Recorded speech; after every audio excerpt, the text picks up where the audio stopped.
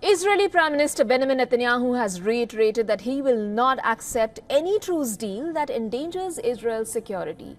Now, this comes as Israel and Hamas have reportedly agreed on an interim governance plan for Gaza in the second phase of a potential hostage deal. I am committed to the plan to free our hostages, but the Hamas assassins continue to adhere to the demands that contradict the plan and endanger Israel's security. As Prime Minister of Israel, and out of a sense of national responsibility, I am not prepared to accept these demands. That is why I am sticking firmly to 4 principles necessary for Israel's security, which are fulfilled in the outline.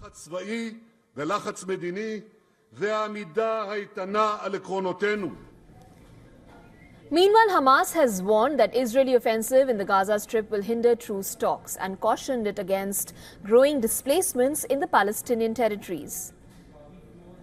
On the other hand, Prime Minister Benjamin Netanyahu reaffirmed his commitment to bring back hostages still held in Gaza.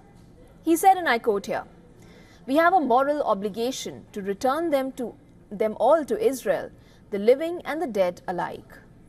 While being interrupted by hecklers during his speech at an Israeli military graduation, the leader said that the war against Hamas will, quote-unquote, continue until victory.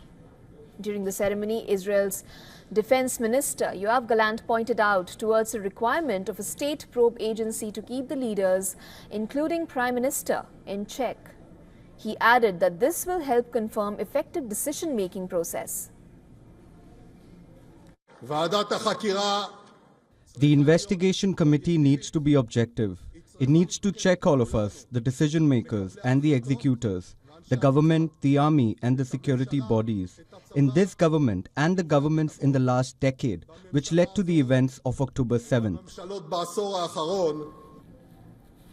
After Thursday's talks between Tel Aviv and Cairo over the possibility of a ceasefire deal, Prime Minister Benjamin Netanyahu demanded the retention of control over Gaza territories along the Egypt's border.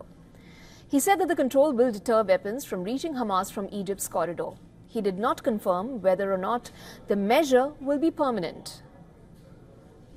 We will not allow weapons to be smuggled to Hamas from Egypt, primarily through Israeli control of the Philadelphia Access and the Rafah crossing. Meanwhile, at a White House press conference, US President Joe Biden said that he supports Israel's cause while calling the current Israeli war cabinet an extremely conservative one, indicating the difficulties in negotiations.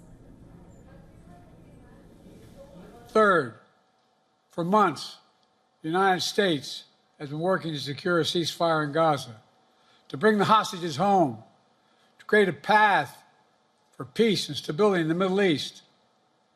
6 weeks ago, I laid out a detailed plan in writing. It was endorsed by the UN Security Council, the G7. That framework is now agreed on by both Israel and Hamas.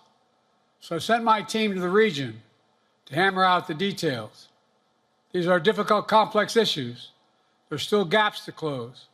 We're making progress. The trend is positive.